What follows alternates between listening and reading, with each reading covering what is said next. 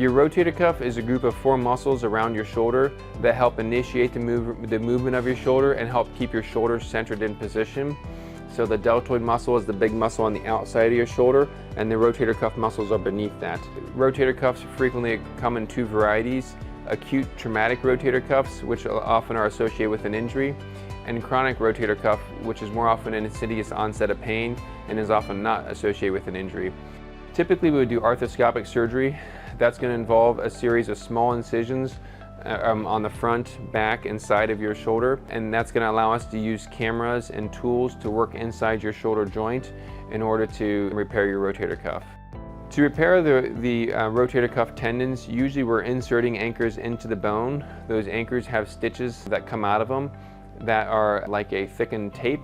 We pass those tapes through the tendon and then tie them down and secure them to a second row of anchors, and that recreates a nice footprint for that rotator cuff to heal to.